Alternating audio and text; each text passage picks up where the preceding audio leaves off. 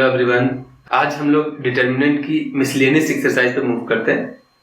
इसके पहले हमने मैट्रिक्स पूरी कवर करा दी है एनसीईआरटी की एक्सरसाइजेस के साथ, प्लस आपका जो डिटर्मिनेंट है, डिटर्मिनेंट पूरा कवर हो चुका है। लास्ट एक्सरसाइज बची हुई है, आप प्लेलिस्ट देख सकते हैं जाके, नीचे सारी वीडियोस अवेलेबल है, लिंक मैंने डिस्क्रिप्शन में दे रखा है। ठीक है, वीडियो स्टार्ट करें उससे पहले यही रिक्वेस्ट है कि प्लीज वीडियो शेयर करिए, कम से कम हमको पता चले कि हमारा पढ़ाया हुआ आपको समझ में आ रहा है। जो भी नए स्टूडेंट्स वीडियो देख रहे हैं तो प्लीज लाइक शेयर जरूर करिए और चैनल को सब्सक्राइब कर लीजिए। हम पूरा सिलेबस कराएंगे, क्लास 11 का भी, क्लास 12 का भी, आपकी एनसीईआरटी कवर कराएंगे। एनसीईआरटी जितनी जल्दी कंप्लीट हो जाएगी उसके बाद हम आरडीएसएल में उठाएंगे। एक्चुअली लेक्चर बनाना, उसको फिर एडिट करके अपलोड करना, वीडियो एडिट में काफी टाइम लगता है, तो थोड़ा सा स्लो प्रोसेस चल रहा है, तो थोड़ा सा टाइम लगेगा। हम आगे कोशिश करेंगे कि पूरी तीनों फैकल्टी आपको प्रोवाइड करा दे।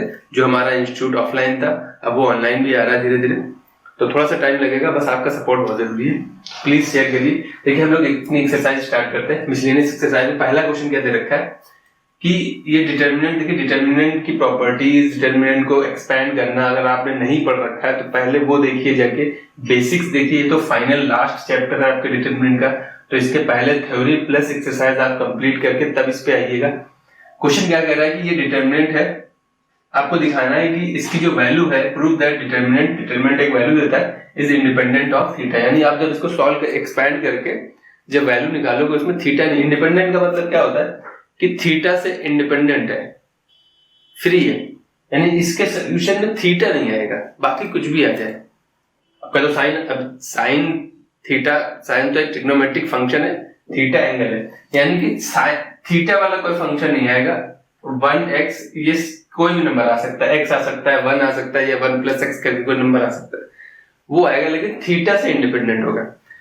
तो ये क्वेश्चन था। चलिए अब इसमें कुछ ऐसा तो दे नहीं रखा प्रॉपर्टी अप्लाई करने वाला, सीधा एक्सपैंड कर लेते, और कहीं जीरो भी नहीं है जो उसके लॉन्ग एक्सपैंड करे, थोड़ी कैलकुलेशन इजी हो, सिंपल एक्सपैंड कर दीजिए। तो हम क्या कर रहे हैं, एक्सपैंड along R1, ठीक है, R1 के लॉन्ग एक्सपैंड करे दे रहे। कैसे एक्सपैंड करते हैं, फर्स्ट एलिमेंट ये प्लस का होता है, तो फर्स्ट रो फर्स्ट कॉलम का है, तो ये फर्स्ट रो फर्स्ट कॉलम, ये फर्स्ट रो ये फर्स्ट कॉलम कैंसिल हो जाएगी, तो बचेंगे ये एलिमेंट हमारे। चलिए हम बिल्कुल वैसे लिखे दे रहे हैं, तो यहाँ पे क्या डिटर्मिनेंट बचेगा, -x, ठीक है, यही तो बचेगा।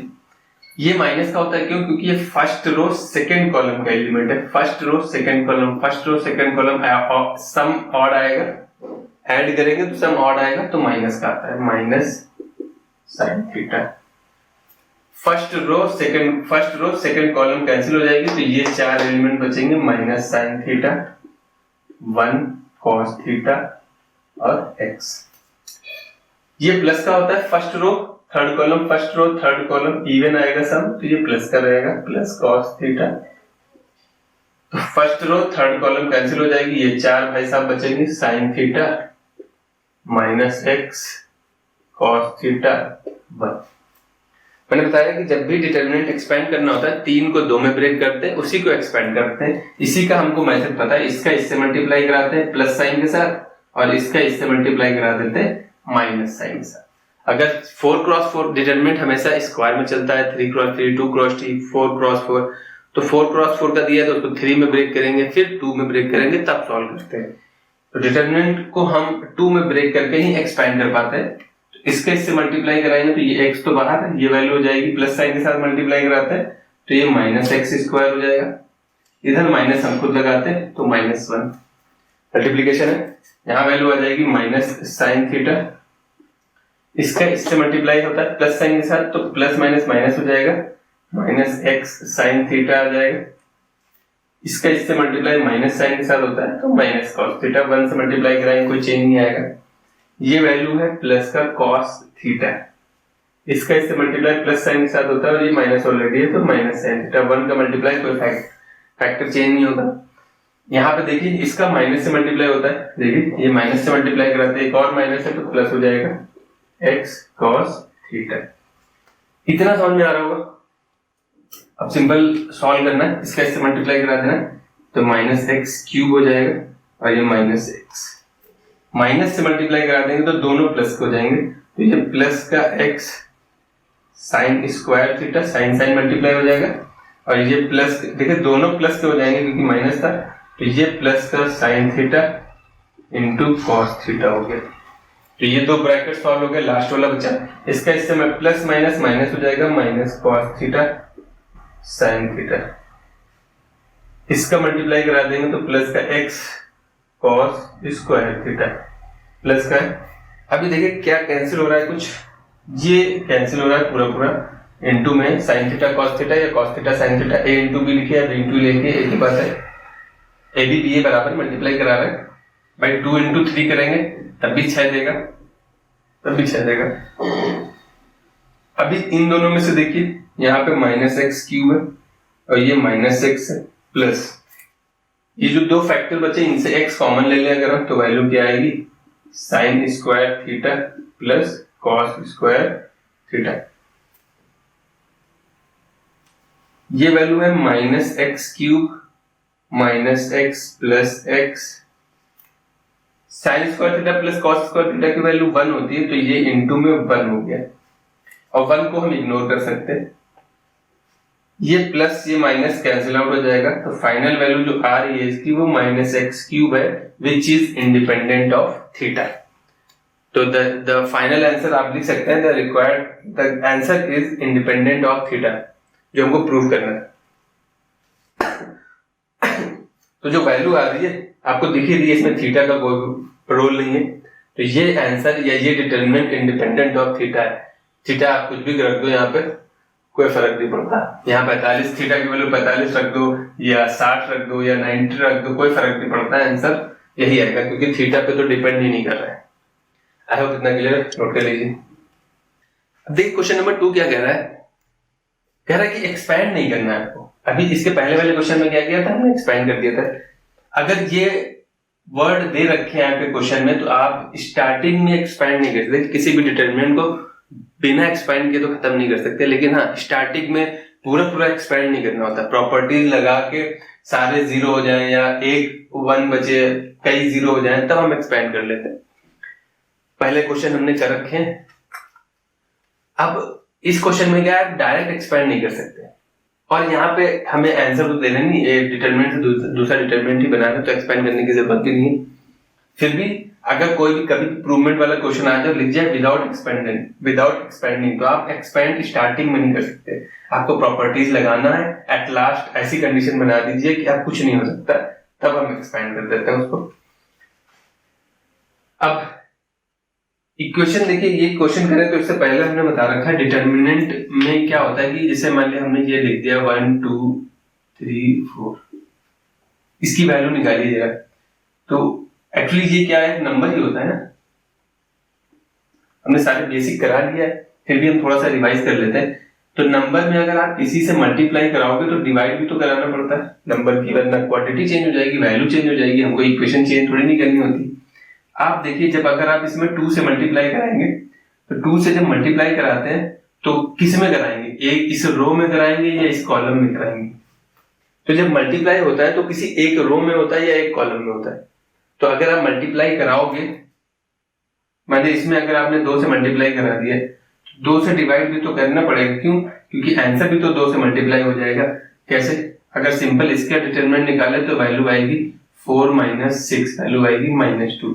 अब अगर हम सोचो इसमें 2 से मल्टीप्लाई करा देते तो ये वैल्यू हो जाती 2 4 3 4, इसमें 2 से मल्टीप्लाई करा दिया तो वैल्यू आएगी 8 - 12, 4 आ रहा है माइनस का, तो आंसर भी तो चेंज हो गया। अगर आपने 2 से मल्टीप्लाई कराया था तो 2 से डिवाइड भी तो कराएंगे, तो यहाँ पे 2 से अगर हमने पहले डिवाइड करा रखा होता तो वैल्यू कितनी आ जाती, -2। डिफरेंस मैंने हर चीज एक्सप्लेन कर रखी है। मैट्रिक्स में जब हम मल्टीप्लाई कराते हैं तो हर एक एलिमेंट में होता है। अगर यही मैट्रिक्स दी रखी होती 1 2 3 4, तो जब आप किसी से मल्टीप्लाई कराओगे तो हर एक एलिमेंट में मल्टीप्लाई होता है, तो यहाँ वैल्यू जाती 2 4 6 12, 8 हो जाएगा, सॉरी 2 से मल्टीप्लाई करा रहे हैं। डिफरेंस समझ में आ रहा है। तो मैट्रिक्स में हर एक एलिमेंट में मल्टीप्लाई होता है, डिटरमिनेंट में क्या होता है, आप किसी पर्टिकुलर रो या कॉलम में ही मल्टीप्लाई कराते हैं। इतना डिफरेंस क्लियर है।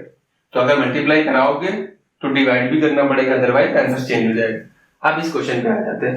क्वेश्चन देखिए हमारा जो दे रखा है, हमको इससे ये प्रूव करना है। हमें दिख रहा है कि a क्यूब चाहिए, a b cube c cube, A square B square C square और 1 1 1।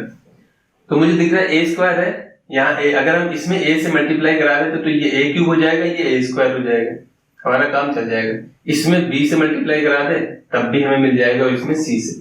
तो मुझे दिख रहा है कि R1 में हम मल्टीप्लाई करा दे रहे ए टाइम्स R1 हो जाएगा, R2 हो जाएगा B टाइम्स R2 और R3 हो जाएगा C टाइम्स R3। तो अगर आप मल्टीप्लाई करा रहे हो तो हमने किससे मल्टीप्लाई कराया, ए बी सी, तो डिवाइड भी किससे करेंगे हम, ए बी सी से।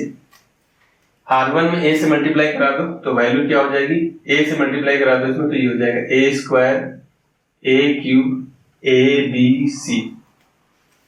R2 में a से b से मल्टीप्लाई करा दो तो ये B square B cube B C A. इसमें c से मल्टीप्लाई करा दो तो ये C square C cube C A B. कोई दिक्कत है? अगर आप मल्टीप्लाई कराते हो तो एक रो या कॉलम में होता है, तो अगर आप कॉमन लोगे तब भी तो हम एक रो या कॉलम से ही कॉमन लेंगे। जैसे अभी हमने 1 2 3 4 लिखा था, इसमें अगर हमने 2 से मल्टीप्लाई करा दिया था तो यहां हो गया था 2 4 3 और ये हो जाएगा 8। तो अगर आप कॉमन लोगे तो इससे 2 कॉमन ले सकते हैं ना, या इससे 4 कॉमन ले सकते हैं, आंसर तब भी सेम आएगा। तो 2 कॉमन लेना है तो किसी एक रो से नंबर कॉमन लेते हैं, या तो इससे 2 कॉमन लेंगे, अगर इससे नहीं लेना है तो इससे 4 कॉमन ले सकते हैं।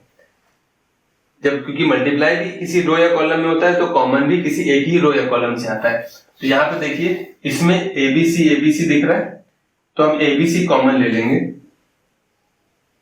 एबीसी फैक्टर कॉमन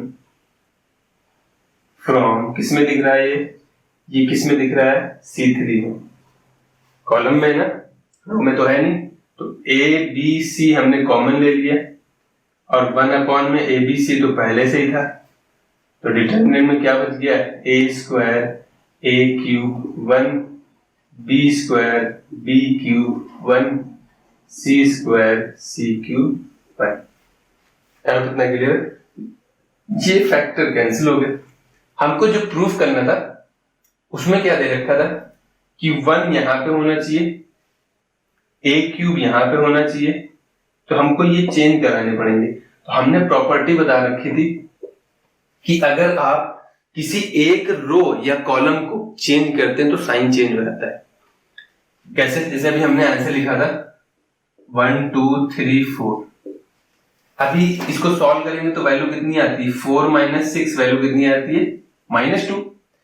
ये R1 था, अभी ये R2 था, या आप कॉलम में चेंज करें, किसी को भी चेंज, ये C1 है ये C2। अब अगर C1 C2 है चेंज कर देते, यहाँ पे 2 4 1 3 लिख देते तो साइन चेंज हो जाएगा। कैसे? ये देखिए यहाँ पे 1 मल्टीप्लाई करा देंगे तो वैल्यू हो जाएगी 6 - 4, वैल्यू कितनी है 2। अभी कितना आ रहा है, प्लस का 2, अभी कितना आ रहा था, माइनस का 2। लेकिन अगर आप फिर से चेंज करा दें, एक बार और चेंज करा दें, तो आप अगर कोई भी, अब मान लीजिए इन दोनों को हम चेंज करा देते हैं तो वैल्यू कितनी हो जाएगी, 4 3 2 1। ठीक है, अभी हमने कॉलम चेंज कराया था, अब हम रो चेंज करा दे रहे, तो ये वैल्यू हो जाएगी 4 - 6, वैल्यू आ गई -2। देखिए क्या हुआ कि आप अगर एक बार चेंज कराएंगे तो साइन चेंज होगा, फिर दोबारा चेंज करा देंगे तो कोई साइन चेंज नहीं होगा। यानी कि आप ऑड टर्म्स में, यानी एक बार 3 बार 5 बार अगर चेंजमेंट करते हैं, इसका मतलब क्या है कि लगातार मैंने एक बार एक रो चेंज करी, फिर एक और रो चेंज करी, फिर एक और रो आपस में इंटरचेंज करी, 3 बार हो गया तो साइन चेंज होगा, यानी ऑड नंबर से। मैंने सारी चीजें एक्सप्लेन कर रखी है विद प्रूफ के साथ। तो यहाँ पे बस आपको इतना ध्यान रखना, अगर आप एक बार चेंज कर रहे हैं कोई रो कॉलम तो एक साइन आएगा, फिर करेंगे फिर एक साइन आएगा, तो अल्टीमेटली इवन में कोई साइन चेंज नहीं होता है। तो यहाँ पे देखिए पहले हम क्या करेंगे, इन दोनों को, क्योंकि ए क्यूब यहाँ पे चाहिए तो हमने क्या किया, C2 और एक्सचेंज करते हैं तो ये एरो लगता है C3, ये दोनों आपस में इंटरचेंज हो रहे हैं, ये साइन लगता है तो इंटरचेंज करते हैं जरा। जब हम इंटरचेंज करेंगे तो एक साइन चेंज हो जाएगा, C2 C3 चेंज हो रहे हैं, तो ये A square B square C square या 1 1 1, और ये हो जाएगा A cube B cube C cube. एक बार चेंज किया हमने, कोई भी रो या कॉलम आपस में इंटरचेंज करेंगे साइन चेंज हो जाएगा। एक बार और चेंज करेंगे, अभी क्यों, क्योंकि हमको 1 इधर चाहिए था, ये इधर चाहिए था, तो हमने क्या किया C1 और C2 इंटरचेंज कर दिया। जब आप C1 C2 इंटरचेंज करेंगे तो एक साइन और आएगा, तो अल्टीमेटली कोई साइन, एक साइन अभी था, एक साइन और आ जाएगा, तो अल्टीमेटली ये प्लस का हो जाएगा। यहाँ 1 1 1 a square b square c square a cube b cube c। तो फाइनल हमारा आंसर आ गया। देखिए 2 बार चेंज किया हमने, 1 2 कोई साइन चेंज नहीं होगा, 3 बार करोगे फिर साइन चेंज हो जाएगा, अगली बार और करोगे फिर साइन, यानी कि 2 4 6 ऐसे नंबर्स टर्म्स में लगातार चेंज कर रहे हो तो कोई साइन चेंज नहीं है। एक बार किया है, 3 बार किया है, 5 बार किया है तो साइन चेंज होगा, ये नोट कर लीजिए। थर्ड क्वेश्चन क्या कह रहा है, हमें इसकी वैल्यू फाइंड करनी है सिंपली।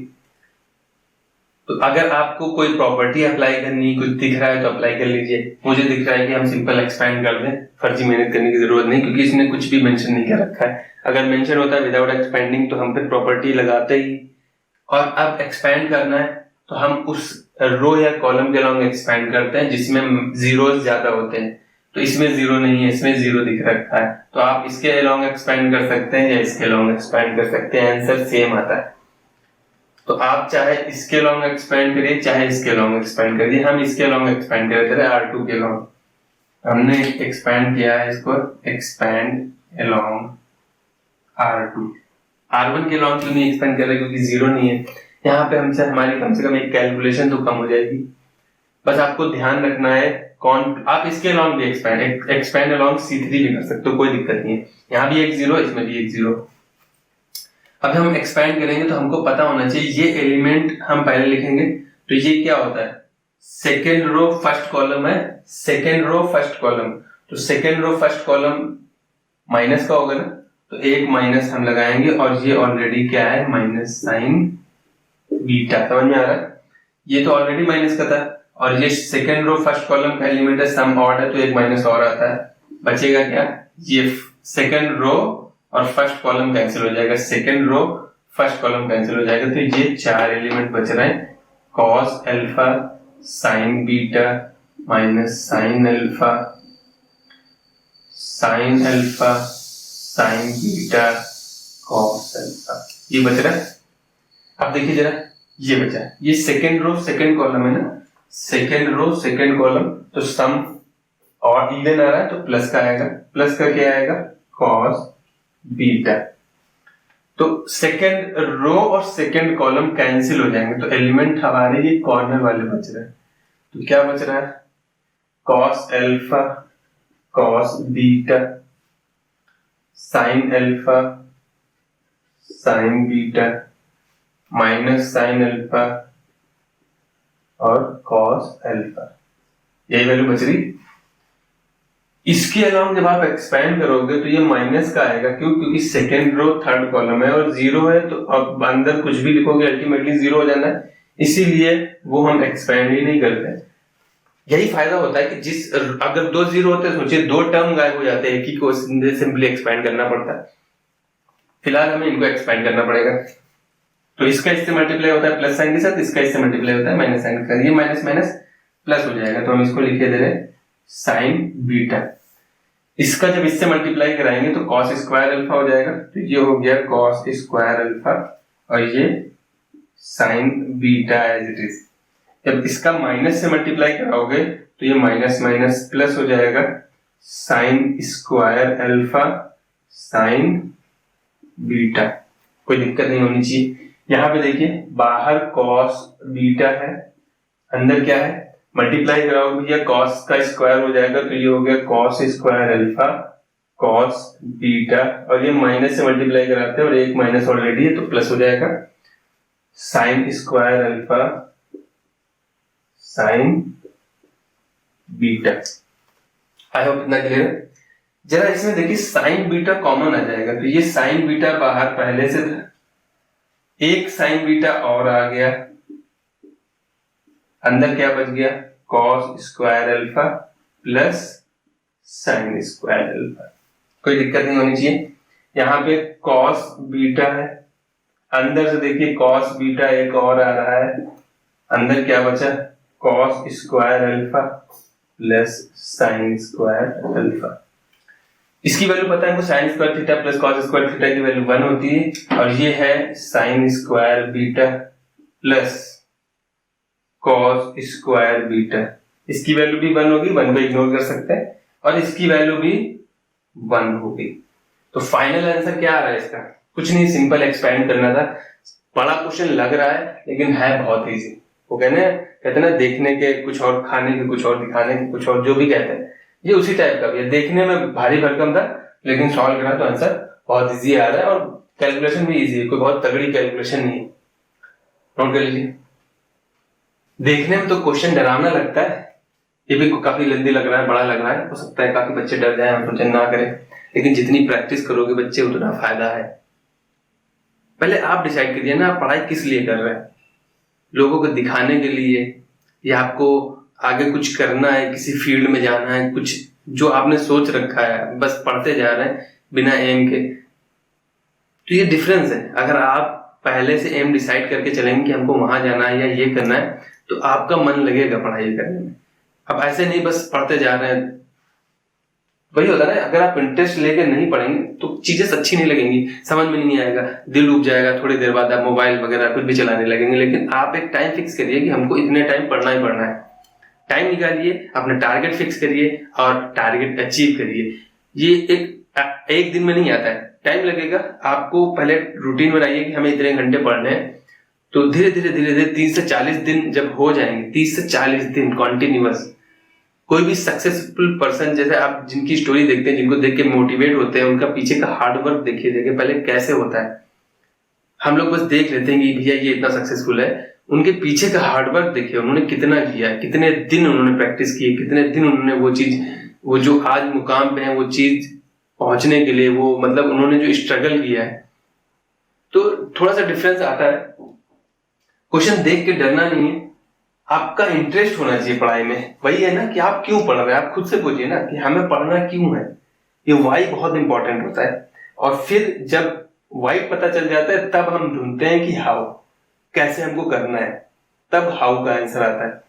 पहले अपना वाई ढूंढिए कि हमें क्यों पढ़ना है, फिर कैसे, तब खुद ब खुद पता चल जाएगा, रास्ते बनते चले जाते हैं। अभी क्या कह रहा है, क्वेश्चन देखने में डरावना लग रहा है, इजी है, अच्छा क्वेश्चन है, लॉजिकल क्वेश्चन है। If ABC are real numbers, ठीक है, डेल्टा जो डिटर्मिनेंट है वो 0 दे रखा है, कह रहा है कि if this determinant is 0 show that, या तो ये कंडीशन होगी या ये कंडीशन होगी, इन दोनों में से कुछ भी हो सकता है, तब ये डिटर्मिनेंट 0 होगा। ए प्लस बी प्लस सी 0 होगा, या तीनों बराबर हो जाएंगे तो ये 0 हो जाएगा, अदरवाइज 0 नहीं होगा, इस कंडीशन पे 0 होगा, शो दैट, ये कह रहे हैं। तो हमें करना है, कोई नंबर्स दिए होते तो कर लेते इजीली, लेकिन यहाँ पे तो सब एबीसी दे रखा है, नोन दे रखा है, तो हमको प्रॉपर्टीज अप्लाई करनी पड़ेगी। क्वेश्चन क्या दे रखा है उसको हम यहीं पे छाप दे पहले, B plus C B C C A B, तो सी ए है ए बी है। एक होता है डिटर्मिनेंट को ब्रेक करना, प्रॉपर्टी देखे जाके इनको हम ब्रेक कर सकते हैं। दूसरा क्या है, हम सिंपल जैसे हम डिटर्मिनेंट की प्रॉपर्टी लगा के उसको सिंपलीफाई करते हैं वैसे करते हैं। और एक होता है डिटरमिनेंट को 2 डिटरमिनेंट ब्रेक करेंगे, 3 डिटरमिनेंट ब्रेक करेंगे, तब भी सॉल्व कर सकते हैं, लेकिन वो थोड़ा लेंथी होता है, काफी बच्चों को दिक्कत होती है उसमें। तो हम सिंपल अपना बेसिक मेथड लगाते हैं, किसी तरीके से ऐसे ऐड सब्ट्रैक्ट करें कि कोई फैक्टर कॉमन हो जाए तो वो बाहर लेते चले जाएंगे और सिंप्लीफाई करते चले जाएंगे। मुझे दिख रहा है कि आप तीनों को इधर जोड़ दीजिए, यानी इस रोम इस कॉलम में ये वाला भी ऐड कर दीजिए, तो ए प्लस बी प्लस सी मिल जाएगा, या इस वाली रो में उन सबको जोड़ दीजिए। तो हम कर रहे हैं R1 चेंज हो रही है R1 plus R2 plus R3 से, ठीक है, यानी तीनों को जोड़ दे रहे हैं। तो वैल्यू क्या आ जाएगी, देखिए B प्लस सी,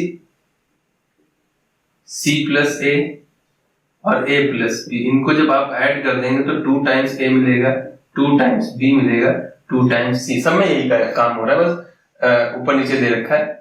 तो यहाँ पे आ जाएगा 2 times A plus B plus C, ये सारी चीजें मैंने बता रखी। कौन सा चेंज हो रहा है, R1 कैसे चेंज हो रहा है, ऐसे।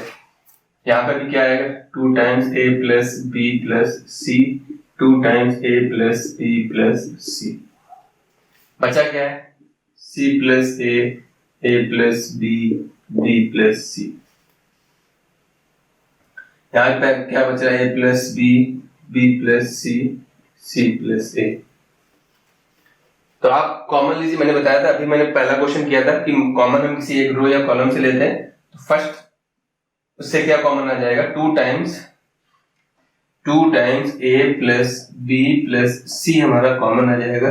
बचेगा क्या वो देख लीजिए जरा, यहाँ पे तो 1 हो जाएगा, तो यहाँ 1 है, यहाँ c प्लस ए है, यहाँ a प्लस बी है, यहाँ भी 1 है, a प्लस बी है, यहाँ भी 1 है, यहाँ b प्लस सी है, c प्लस ए।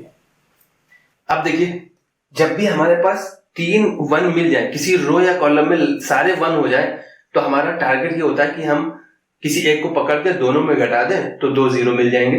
तो किसी एक को पकड़ लीजिए, हमने क्या किया, इसको उठा लिया और इसको दोनों में घटा दिया, यानी कि हमने C2 चेंज कर दिया C2 माइनस C1 से, और C3 भी चेंज कर दिया C3 माइनस C1 से। हमारा काम हो जाएगा।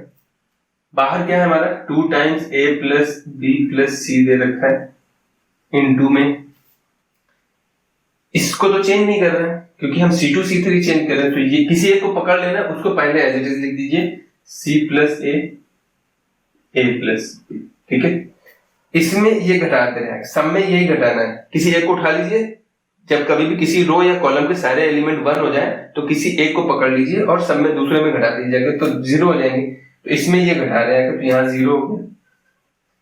a प्लस बी था, a प्लस बी था, और उसमें हम क्या घटा रहे हैं, माइनस सी माइनस ए प्लस बी में ये घटा रहे हैं आके, तो a से कैंसिल हो रहा है, क्या बच रहा है, b माइनस सी। अब देखिए, इसमें ये घटा रहा है b प्लस सी में, तो b प्लस सी में a माइनस b कर रहे हैं, तो b से b, c माइनस a। देखिए, C2 में C1 घटा रहे हैं, अब C3 में C1 घटाना है, तो यहाँ 0 हो जाएगा। जब यहाँ 0 हो गया, इधर क्या था हमारा, b प्लस सी, ये है b प्लस सी, ये देखिए ये b प्लस सी है, इसमें ये घटेगा जाके माइनस सी माइनस ए, सी से सी कैंसिल, b माइनस ए, यहाँ क्या आ रहा है, b माइनस ए। नीचे क्या बचेगा, b प्लस सी माइनस, यहाँ देखिए c प्लस ए है, c प्लस ए है, इसमें ये घटा दो माइनस ए माइनस बी, तो वैल्यू बचेगी c minus D, c minus D. अब जब 2 0 हो जाते हैं, अब सिंपली एक्सपैंड कर दो उसी में जिसमें दोनों 0 हो गए, तो एक्सपैंड अलोंग R1 भैया। जब आप एक्सपैंड करोगे तो वैल्यू कितनी आ जाएगी, ये 2 times a plus B plus C दे रखा है इनटू, यहाँ पे 1 आएगा, और जब आप मल्टीप्लाई कराओगे तो ये तो 1 है बाहर, कोई चेंज नहीं होगा, 1 को आप इग्नोर कर सकते हैं, 1 को ऐसे लिखे दे रहे हैं, तो उसकी कॉलम और रो कैंसिल हो जाएगी। इसके अलोंग एक्सपैंड कर रहे हैं तो ये एलिमेंट है, उसी के अलोंग की रो कॉलम कैंसिल हो जाएगी, इसके इससे मल्टीप्लाई कराएंगे तो b माइनस सी है, c माइनस ए, इसका इससे मल्टीप्लाई करा दोगे भैया तो वैल्यू आएगी माइनस का b माइनस ए है और c माइनस ए है।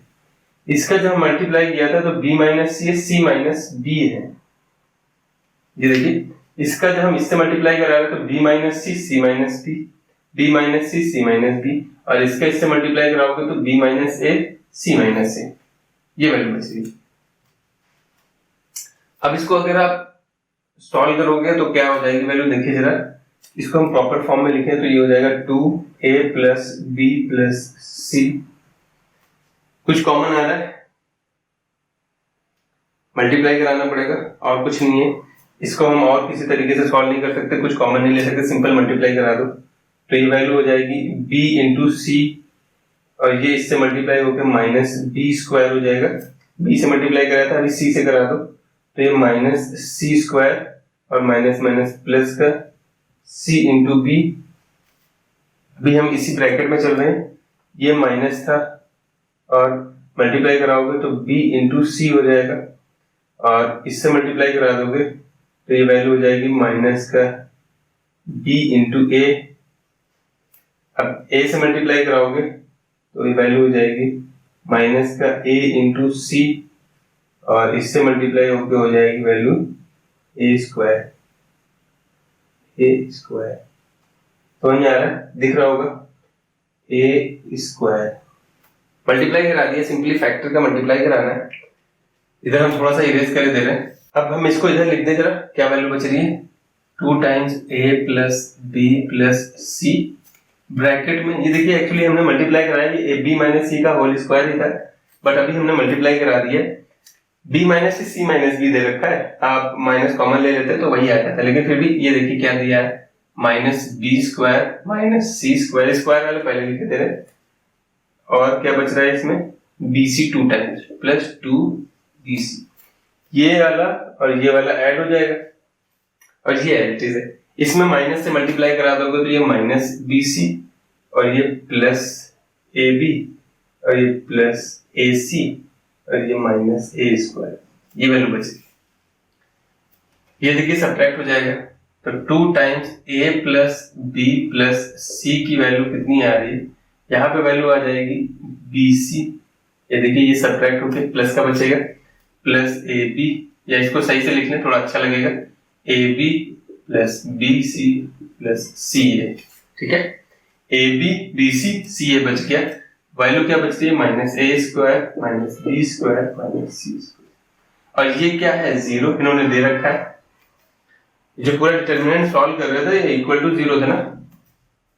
अब आप बताइए, जब हम क्वाड्रेटिक इक्वेशन सॉल्व करते हैं, जैसे हमने x square minus 5x plus 6 लिखा है, तो x minus 2 x plus x minus 2 x minus 3 बराबर 0 लिखते हैं। ये 0 अगर दे रखा है तो यहीं से लिखता है कि दो नंबर्स का मल्टीप्लाई 0 कब होगा, या तो ये 0 होगा या ये 0 होगा। यही तो करते हैं, कंडीशन लगा देते हैं, कोई एक चीज 0 हो जाएगी तो मल्टीप्लाई करा के रिजल्ट 0 मिल जाएगा। तो सेम यहाँ पर हमें करना है। यहाँ पे देखिए, अगर ये वैल्यू 0 के इक्वल है तो इसका मतलब है 2 तो हटा ही दो, डिवाइड कर दो, 0 में चला जाएगा, तो a plus b plus c 0 होगा, और या तो ये 0 होगा, 0 मल्टीप्लाई करा के ये 0 करा देंगे, और ये अगर 0 नहीं होगा तो ये 0, कोई एक तो 0 होना ही पड़ेगा, या तो ये 0 होगा या तो ये 0 होगा। ये कैसे 0 हो जाएगा, ab bc ca minus a square minus b square minus c square equal to, ये 0 तो समझ में आ रहा है। अगर ये 0 हो गया तो पूरी 0 हो जाएगी इक्वेशन, और हमको ये प्रूव भी करना था कि a plus b plus c 0। a equal to b equal to c कैसे आएगा, इससे आएगा। देखिए, अगर a और b और c बराबर होंगे तभी तो ये a स्क्वायर, ये b स्क्वायर, ये c स्क्वायर, सबकी जगह a रख देते हैं तो ये square a square a square, ये भी a square a square a square cancel हो जाता है।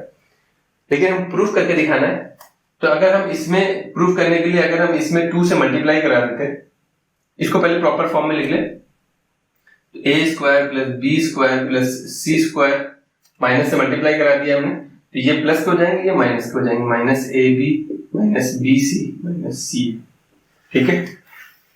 अब हमने जो फॉर्मूले पढ़े हैं, a square plus a plus b का होल स्क्वायर या a माइनस b का होल स्क्वायर क्या होता है, a माइनस b का होल स्क्वायर ओपन करेंगे तो वैल्यू आएगी a square plus b square minus 2ab, चाहिए यही तो चाहिए।